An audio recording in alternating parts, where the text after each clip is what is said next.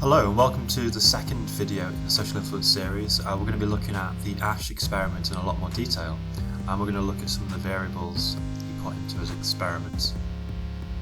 So we need to describe the details of the classic study, describe the variations that he made, and we'll also look at two pieces of evaluative research as well. 1, 2, 3. I mentioned Asch's study briefly in the previous video, but let's go into a little more detail. So in 1951, Asch invited participants to take part in what he said was a visual perception task. Now this was a deception. This was so the participants didn't think about what the study was really about, and so that would affect the results. He brought them into a room, and when they came into the room, they sat down into the second to last chair on the table. There were other people around them, so between 7 to 9 other people, and these are Confederates. So Confederates are people who work for the experimenter. They know what the experiment's really about, and they've been told to respond in a certain way to manipulate the participant. So what happened then is the group was shown out 2 white cards, and there was a series of trials that all followed exactly the same structure. 2 white cards displayed, one with a line, one with 3 lines. So the first card was called the standard line. On the second card there were 3 comparison lines. Now one of the comparison line had the same length as the standard line, and you can probably see on the image just there which of the standard line matched up with the comparison line. So the group was shown on 18 trials cards. Now on 12 of these trials, they were called critical trials, and the Confederates gave the wrong answers in these situations. So you can see clearly here it's B, but they might have said C, and all of them would have said C. Now you can kind of imagine what it would be like to sit in a room and look at a card and go, well, that's clearly B. Why are these guys saying C? It comes along the room, C, C, C, C, C, and it gets to you.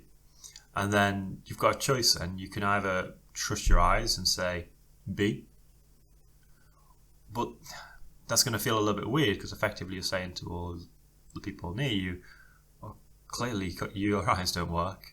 It's definitely B, which is quite tough.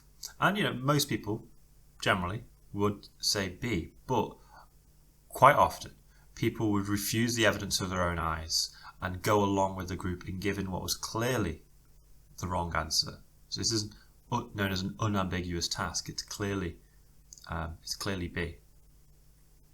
So what was Asch's results? Well, he found that conformity, the tendency for people to go against the evidence of their eyes and side with the group, was 32%.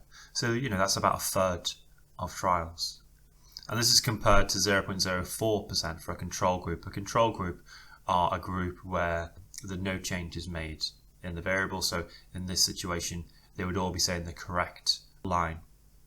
It clearly wasn't that the lines were ambiguous. It clearly wasn't that the lines did look the same length. It was less than 1 in 1,000 for the control group would get it wrong.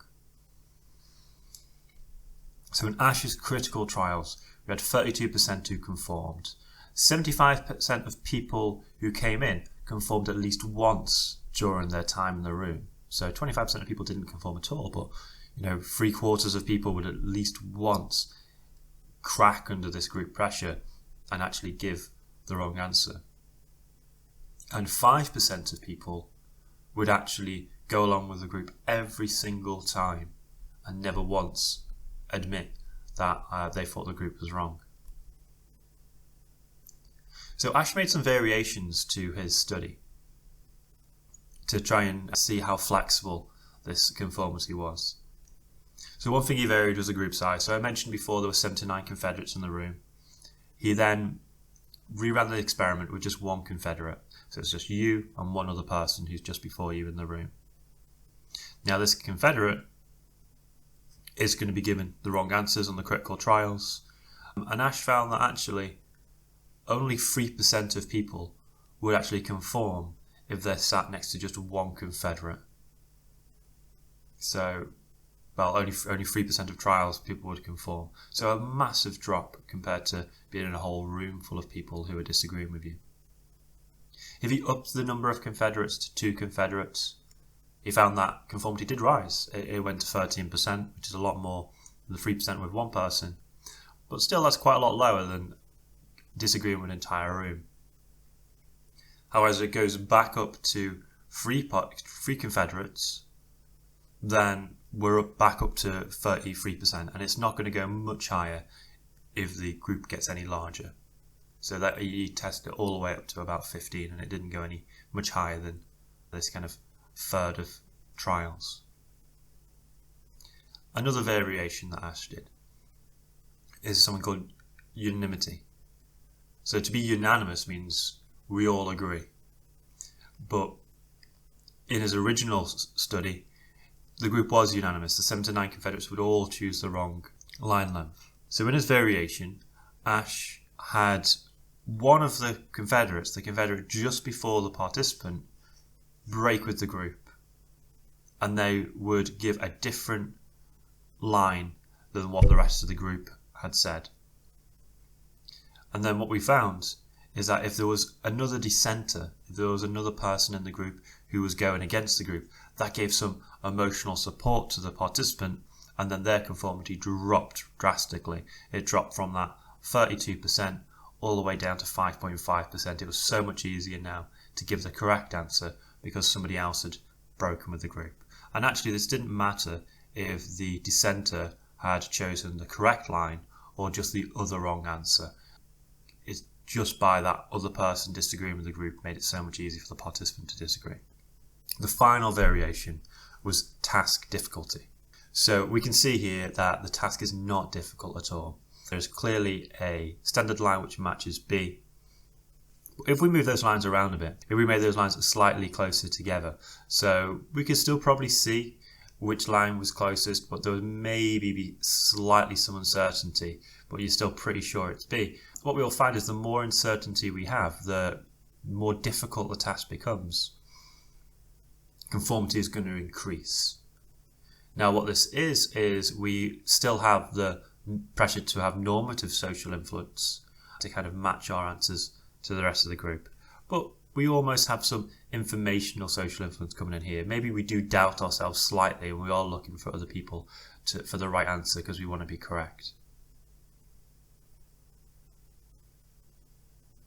Evaluative research. Perrin and Spencer did a replication of Asch's original research, and he did this in the 1980s, so a fair while after Asch's original research.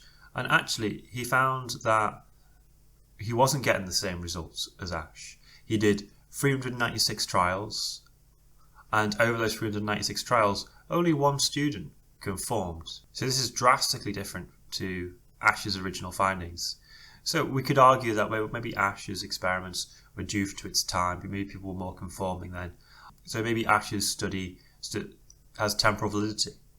Or maybe it has, it suffers from population validity. Maybe it's only true of Americans in that time. But we could criticise Perrin and Spencer's research. I mean, it's interesting that they chose engineering students to do this research on, because engineering students spend their time constantly looking at lengths and measurements. So they may be hyper aware of measurements in a way that maybe the general public wouldn't be. So maybe Perrin and Spencer bias their sample in some way. However, what we do have is we have a more modern study which backs up Asch's original research.